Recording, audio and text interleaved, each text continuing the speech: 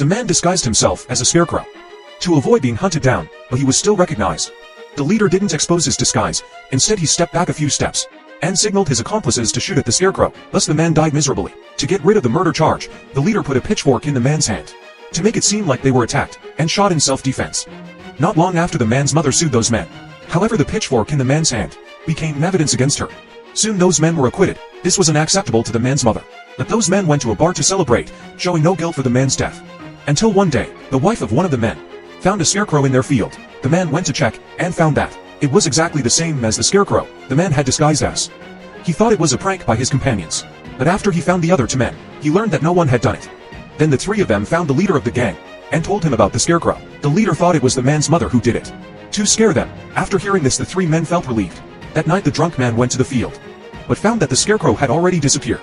When he got home, he heard a noise in the warehouse. The crusher inside was inexplicably started. After he turned off the machine, some straw fell from above. The man climbed to the second floor to check. Unexpectedly, the machine started again. The man was so frightened that he fell directly into the crusher. The next day, when the leader heard the news and came to check, he happened to see the body being put into the car. The other two men were very scared, but the leader thought it was just an accident.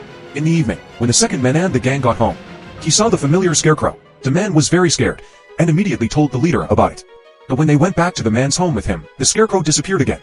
The next day, and the man was feeding the pigs, he heard a sound behind him. He was so scared that he quickly hid in the granary, until there was no more noise outside. When he was about to leave, he found that the cabin door had been locked, and the transporter outside suddenly started. The grain began to pour into the granary.